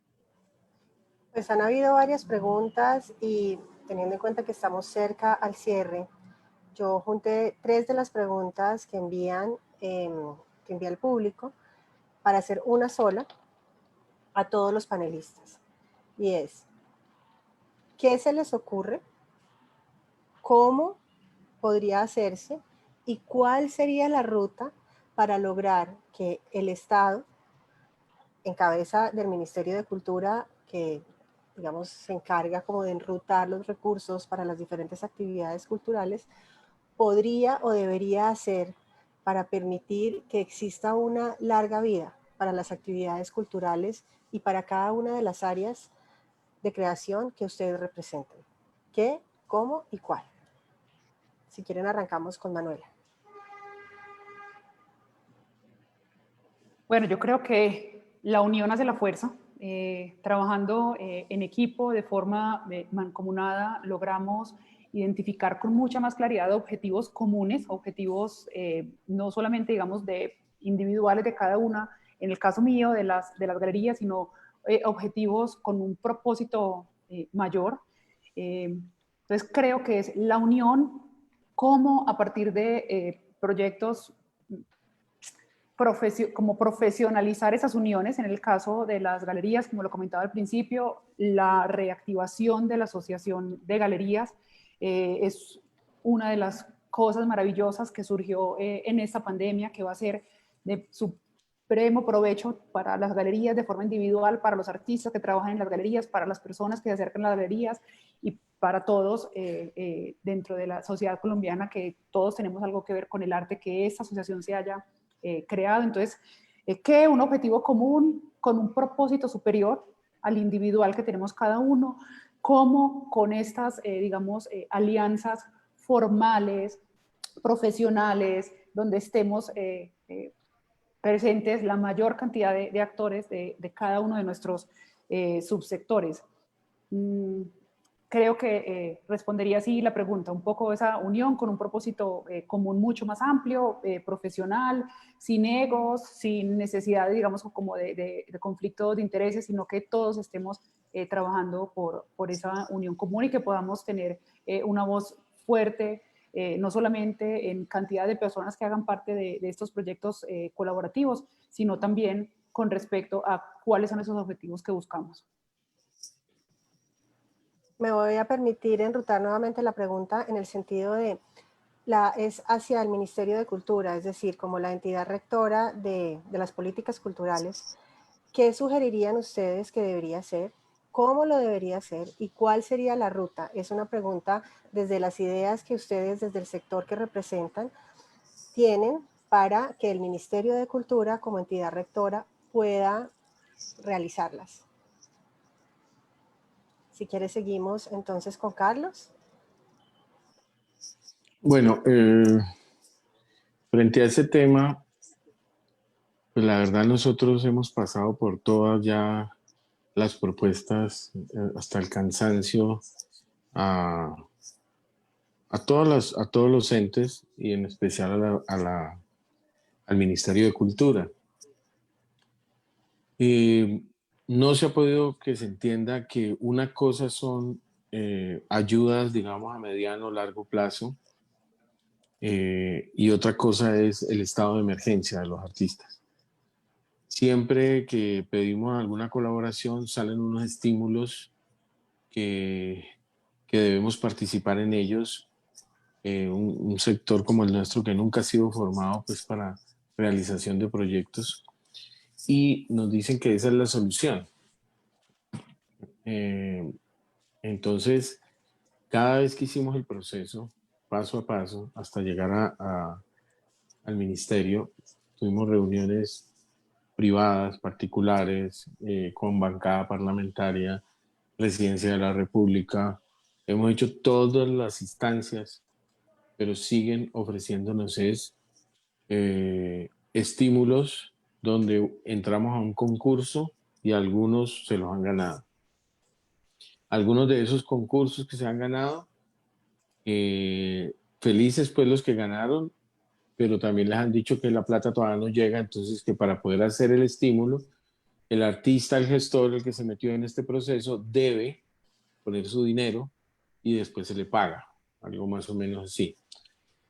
Estos son procesos inadecuados totalmente a nuestra realidad. Nosotros hemos propuesto de mil maneras que se cree un fondo de emergencia, un fondo que, o como le quieran llamar, un subsidio de desempleo, como le quieran llamar, pero que atienda la urgencia. O sea, nosotros, la verdad, al principio de la pandemia nos llegaron unos bonos alimentarios que distribuimos entre los artistas en Cali, más logrados por una parte por la alcaldía y otra por la gobernación, pero nada más. De resto, todo lo que nos ofrecen son a nivel de estímulos y por presentar proyectos, concursar, donde, insisto, ganan unos, pero no todos. Y la emergencia es para todos. Entonces, la invitación más a que qué debemos hacer es pedir el favor a estos estamentos que nos escuchen y que nos volvamos a sentar y que lean lo que nosotros hemos propuesto y que verdaderamente nos den soluciones a eso. Nosotros hemos hecho la tarea, hemos presentado bajo investigaciones cuáles son las necesidades y qué se debe hacer. Pero siempre la respuesta es que se va a ayudar a algunos y otros no. Y creo que desde lo humano eso son respuestas que no debemos aceptar nunca. Entonces, es la invitación más bien a ellos a que hagan su tarea. Rafael, en ese sentido, ¿cuál consideras tú, desde tu área de trabajo, que podría ser esa estrategia o esas ideas o esas acciones que se deberían desarrollar y cómo podrían llegar a implementarse? Nelly, yo aquí me quito un poco como el sombrero también digamos, de estar asociado a parte del sector público, pues yo también fui director de museo, estoy asociado con el sector de las galerías. Entonces, yo entiendo un poco como digamos, algunos requerimientos constantes que han sucedido en este país, pero yo creo que definitivamente como este periodo, con todo lo que hemos dicho acá, que la virtualidad está para quedarse y que todos reconocemos una emergencia, yo no me centraría inicialmente. Yo creo que los recursos son importantes, sin duda, para todos los sectores, no solo para el sector cultural, pero yo me centraría un poco más en cuál es el norte cultural que el ministerio en particular quiere dar, y yo creo que el qué debería ser una especie de política de reconstrucción cultural. yo sé que tenemos todavía incluso debates y discusiones abiertos sobre las políticas culturales en este país, pero deberíamos también pensar en la política de reconstrucción cultural, que no pasa solo por dar estímulos, como lo dice Carlos, yo creo que en eso estamos de acuerdo. El cómo, yo creo que deberíamos hacer un debate virtual. Aprendimos a manejar todas estas herramientas, todo el mundo se conecta. No seríamos los únicos. La UNESCO ha hecho también pues importantes encuentros internacionales que antes eran impensables, que todo el mundo se conectara al mismo tiempo. Yo creo que nos podemos escuchar, puede que tome más tiempo, y poder encontrar un norte, porque no se trata como de presentar el problema y esperar la solución, o presentar la solución y esperar que a uno le digan que sí. Yo creo que lo que necesitamos es toda una estrategia, un bloque político claro de cuál es el norte cultural que debería tener el país. Ese es digamos, como el resultado que yo esperaría de este debate a través de medios virtuales, y buscando sobre todo una política de reconstrucción cultural. Gracias, Rafael. Leonardo, ¿tú qué opinas al respecto? ¿Cuáles podrían ser esas sugerencias o ideas a partir de, pues desde tu línea de trabajo hacia las entidades públicas en relación a qué hacer, cómo hacerlo y cuál es la ruta de desarrollo? Alguna vez uno de sus asesores o de sus generales le dijo a Churchill que por qué no cortaban el presupuesto de la cultura para comprar armas para la guerra. Y entonces Churchill le dijo, entonces si le quitamos la plata a la cultura, entonces ¿por qué vamos a pelear? Creo que la cosa es en ese sentido. Lo primero, debe haber un reconocimiento del sector. Y cuando hablo de un reconocimiento del sector me refiero a esto. Por constitución y por ley de la República, entonces el ministerio debe crear los consejos de áreas artísticas. Y los consejos de áreas artísticas, que son del orden municipal, departamental, regional y nacional, son consejos asesores que tienen voz pero no tienen voto, y se constituyen para asesorar a las alcaldías, a las gobernaciones y al mismo ministerio en la manera como deberían ejecutar y practicar los recursos. Eso suena muy bonito. Y cada 2 años los gobernadores, los alcaldes y el mismo ministerio son desesperados construyendo los consejos de áreas artísticas para cumplir con la ley y poder ejecutar los presupuestos. Pero el sector nunca es escuchado. Los consejos hablan, pero nunca los escuchan y terminan haciendo lo que ellos quieren. Entonces, lo primero, un reconocimiento del sector, que es finalmente el que conoce la realidad del sector. Porque aquí quiero decir algo y lo digo con mucho respeto. El ministerio está lleno de una cantidad de personas muy preparadas. Se han tomado el tiempo de estudiar, de trabajar, de sacar sus doctorados, de sacar sus maestrías, pero no conocen la realidad del sector. Y entonces crean una cantidad de políticas que no obedecen a las necesidades del sector. Eso es lo primero, el reconocimiento. Lo segundo, la política pública.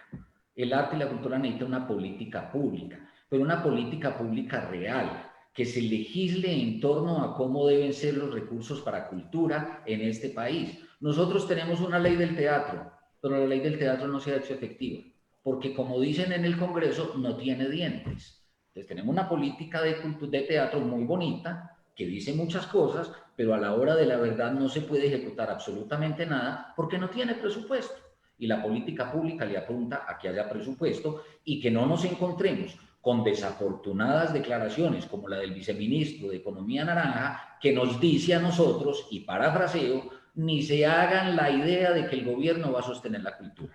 Es una responsabilidad de un Estado social de derecho y democrático como el nuestro, propender por el sostenimiento de la actividad cultural, no solo de los entes públicos, sino también de los entes privados, que en gran mayoría estamos ejerciendo eso. Y con eso me refiero a recursos mucho más puntuales, pero que sean mucho más eficientes. Mire, les quiero contar. El proyecto de ahora, el que empezamos ahora de la traviesa, que empieza a las 8 de la noche, yo creo que llevábamos más de 12 años sin sacar un solo recurso del Ministerio de Cultura. Hace más de 2 años yo renuncié a la posibilidad de presentar proyectos porque es que la tramitología es imposible. Mire, los recursos que dan, discúlpenme, pero dan risa, dan grima, dan lástima. Y en contraprestación, la cantidad de cosas que nos ponen a hacer para rendir informes hace que se desmotive cualquier institución por querer acceder a esos recursos. Y eso no puede ser así. O sea, me parece que hay que ser un Estado muchísimo más eficiente, que respete muchísimo más a sus artistas y a todo su sector cultural y le dé un tratamiento distinto, le dé un reconocimiento como debe ser en un país desarrollado.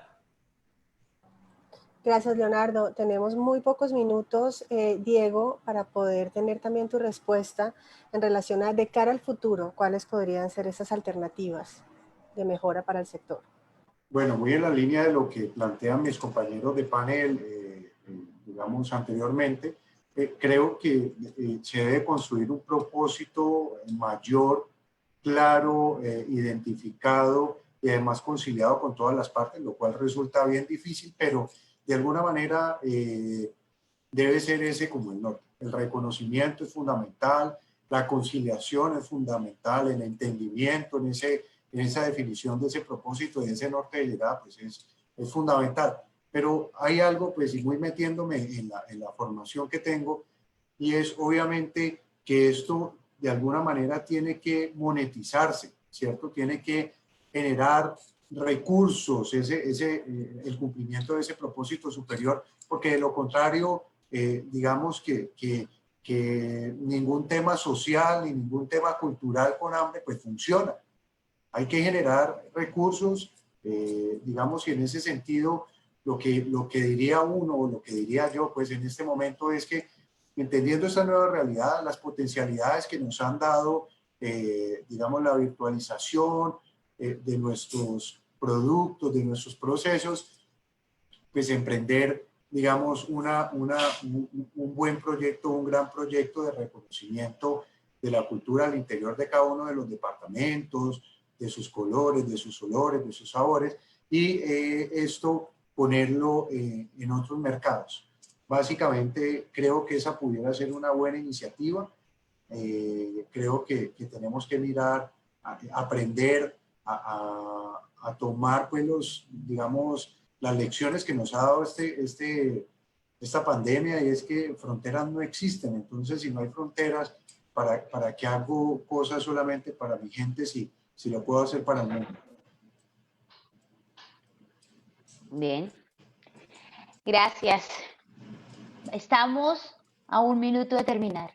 Les voy a pedir una única palabra para el cierre. Una palabra para que el sector identifique que sea resiliente en esta crisis. Una palabra que cuando ustedes la nombran entienden que el sector de la cultura puede responder a la crisis y ser resiliente. En una palabra. Vamos a empezar por Diego. Una palabra. Adaptabilidad. Gracias. Leonardo. Resistir.